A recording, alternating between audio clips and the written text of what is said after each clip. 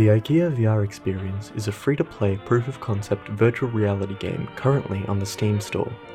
To play the game, you will need a virtual reality headset, controllers, tracking mounts, a computer capable of supporting the hardware, and most importantly, a body. Of course, if you are able to, I heavily recommend that you play the IKEA VR Experience before watching this review, as I will be spoiling most sections of the game. With that out of the way, let's begin. After starting the game, the player is immediately thrust into an intricately designed IKEA kitchen. The kitchen is fully furnished, with a working stove and oven.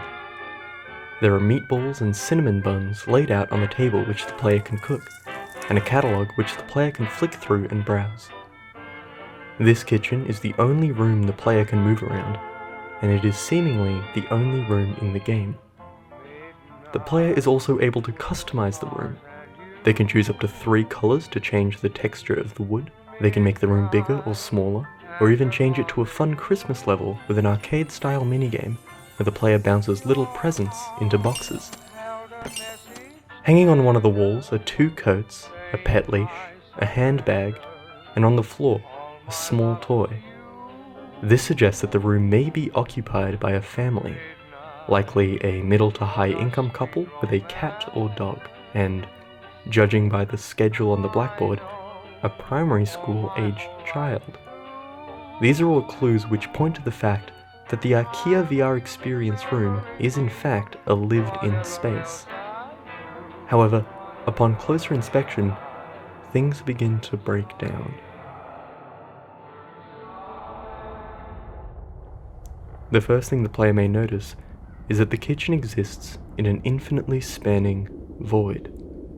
The hallways of the room all lead to this void, but the player cannot teleport into it. However, if you're careful, you can adjust your position and use the space of your room to walk into the void. Of course, you can't walk very far, but if you walk far enough, you may be able to hear a sound.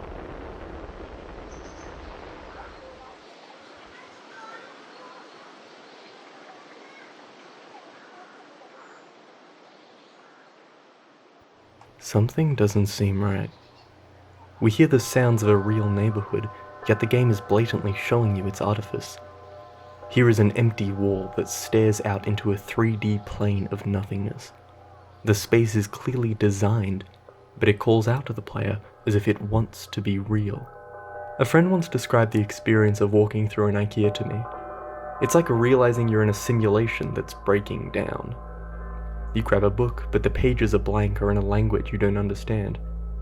The art framed on the walls around you is symbolically meaningless, just placed there to take up space. Your child's art is completely unrecognizable. Did they paint this? Do you have a child? You try and wash your hands, but the tap isn't working. The assumed structure of the objects around you slowly becomes revealed as artifice, vacant of any meaning, devoid of their signification. And it's because the rooms of the IKEA showroom are not places, they are a passage, a temporary path for you to enter and exit, but never stay. The IKEA VR Experience is designed like one of these virtual showrooms. However, there are no arrows telling you where to go or when to leave. The space wants the player to be comfortable, cook some meatballs, play a Christmas-themed gift game. But these micro games have no real objective. They can be repeated infinitely, but no reward will be given, no achievement unlocked. As is such, the IKEA VR Experience as a whole, immediately comfortable, enticing and inviting, but as you play, you realize that behind it all, there is nothing. It is all an illusion, an elaborate furniture advertisement. The game has nothing for you. You are in a void, and something is telling you it is time to go.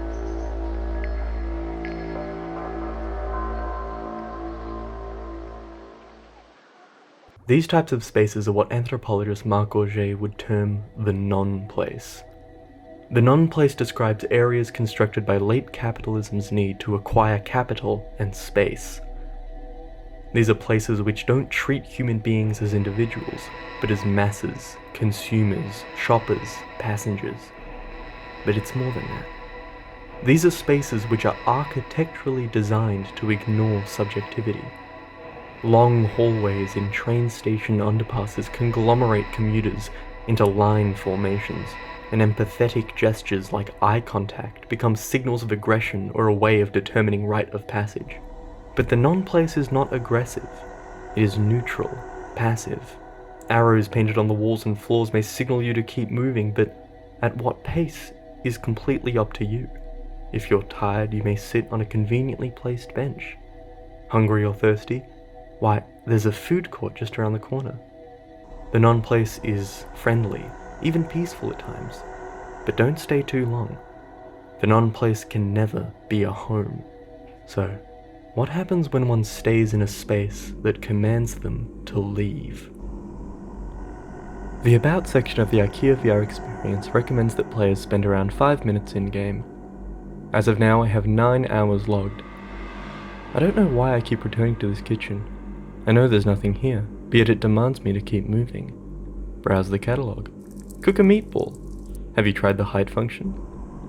I've looped through these micro-experiences countless times, again and again, and I know I have the power to break it. I can leave if I want to, but there is always more to find. For instance, in this cup there are exactly 40 wooden lead pencils. These pencils appear to have no immediate use. There are no surfaces to draw on. But what is it that limits us to this traditional understanding of use and purpose? What is the purpose of the Christmas game? To get a high score? Then what is the purpose of that? Nothing. The emptiness of this kitchen seems to dissolve any conception of utility. The pencils can be held, thrown, cooked, yet they exist completely purposeless. Now, take the interior of this oven. Notice the intricate design of the latch which holds the oven's frame to its roof. What is its purpose? The oven has no physics, gravity cannot affect it, yet the latch still exists, holding these two imaginary structures together. It is present and real, yet absent. And this absence is reflected onto the player. The player's body is physically absent, only being represented by the 2 controllers in their hands. To enter the IKEA VR experience, the player must sign a sort of contract, a loan of their body. For inside this kitchen, the player's body is as empty as the space it haunts, absent and depersonalized. A blank canvas which calls out to the player to enter, but can never truly be entered. I probably sound crazy to you, don't I? But you must understand this goes deeper than a mere game or showroom. See, let me frame it in another way. After about a week visiting the kitchen on and off, I found myself reading the Steam store page. See, it had a link to an official press release on the game, and curious, I opened it. But it was empty. Mysterious, yes, but after some searching I found a copy of the release, and let me read you a passage now. With a simple click, you can change the color of cabinets and drawers. So let's fantasize. What if there were no limits to your desires? What would your kitchen look like? What would it feel like? When I read this, I knew I had stumbled upon something.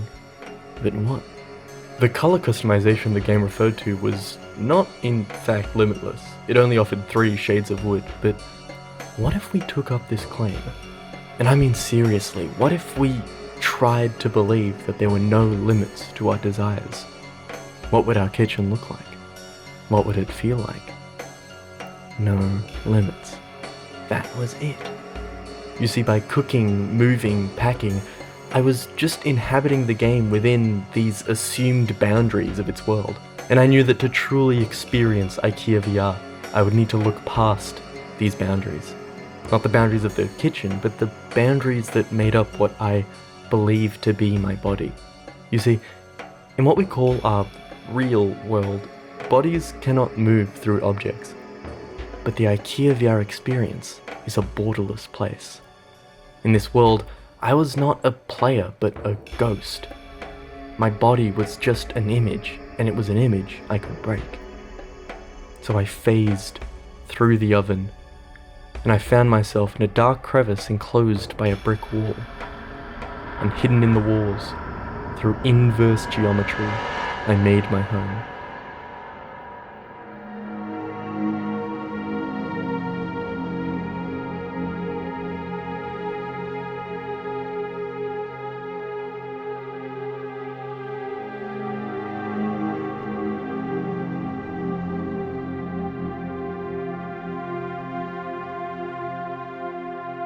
I don't know how I lived out there, constantly transfixed by mindless games urging you to keep moving but never allowing you to stay. And the outside areas of the IKEA VR experience existed in that nightmarish border state. Something designed to be seen but never occupied. And if that was the non-place, then this inverse world was something different entirely. It was my kitchen. And occasionally I'd hear the occupants of that outside world, children playing, a car gently passing by. Didn't they know it was all an illusion? A sham designed to sell furniture?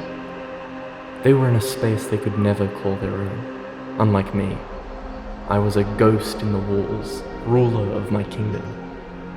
And for a while, I was. Believe me, if I could have stayed in that kingdom, I would have. But something terrible happened. Staring at the brick wall around me, I noticed something. A pixel. This is a screen. Here are some facts about the screen. The screen is a flat, thin, two-dimensional hole. The screen is a real, material object, usually made of plastic, glass, and various other toxic chemicals. The screen can alter and affect the body, even if it pretends like it can't. Staring at the screen for extended periods of time can cause headaches, vertigo, neck pain, and fatigue. And the screen doesn't want you to look at it. Its entire purpose is to be ignored. Instead, the screen wants you to look through it. The screen is a window, not an image. And finally, the screen is a prosthesis. And I mean prosthesis quite literally here, like a prosthetic arm or leg. The screen is meant to serve as a prosthetic eye. So while the screen is separated from our gaze, the screen isn't just a regular object, it acts as an extension of our body. Integrating objects into our body isn't that outlandish a concept. We actually do it all the time without realizing it. When we use a screen, we don't have to make intense calculations about how our hand will move a mouse, which will then move the cursor. We simply move the cursor. Because we're not treating the screen, mouse, and keyboard as distinct objects. We're relating to them in the same way we'd relate to our own bodies. Take the image of the player within virtual reality. The player does not treat the peripherals attached to their body as merely objects, but as part of their own body. The screen on their face is stretched to occupy the entire visual field, making virtual space appear seemingly inescapable. You may look and move in any direction, yet you still appear to be within the virtual world. But there is still space between your eyes and the screen, and to treat the screen as a prosthetic limb, you must ignore that space. But I failed. I saw the screen. The pixel had ejected me from my space, because it wasn't a space anymore. It was just processed light data shooting out of the bulky object strapped to my head, and in becoming aware of my prosthetic body, I had turned it back into an object. No, I won't take it. The kitchen may be a simulation, but it is still a place. It is still my kitchen. I close my eyes, focusing on the emptiness. That's better. It's all coming back now.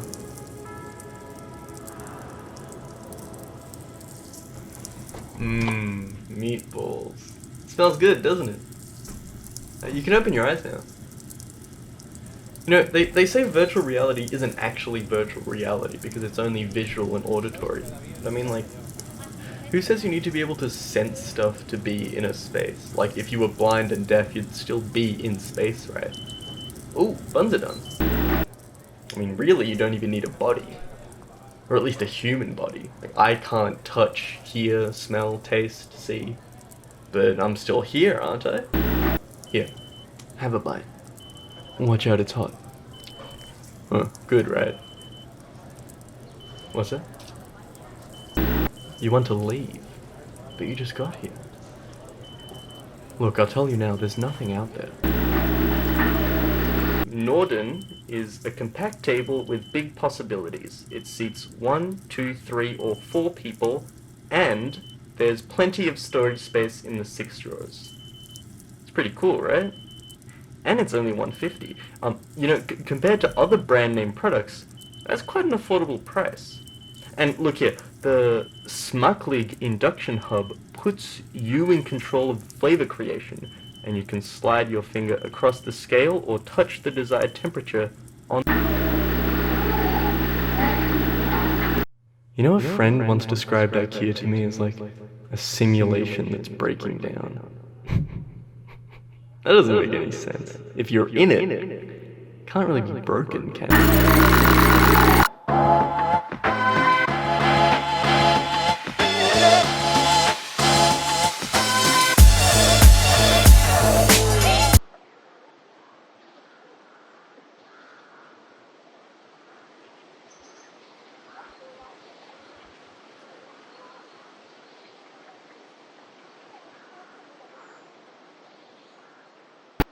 A lot of people believe that all you need is some water and a blindfold, but the real trick is in the temperature. See, the water needs to be the exact heat of your skin, not too hot, not too cold, so that when you enter and relax, you aren't able to feel where your body ends and the water begins. The experience is unlike any...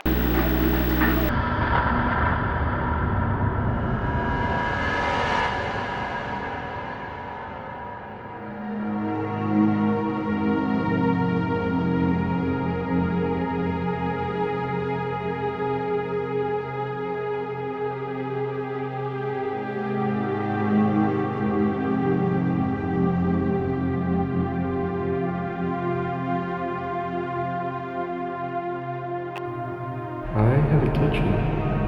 It is the only room I have. It is the only room I have known. It is the only room I have ever known. It is both inside and outside. I have a kitchen. It is the only room I have. It is the only room I have known. It is the only room I have ever known. It is both inside and outside. I have a kitchen. It is the only room I have. It is the only room I have known. It is the only room I have ever known. It is both inside and outside. I have a kitchen. It is the only room I have. It is the only room I have known. It is the only room I have ever known. It is both inside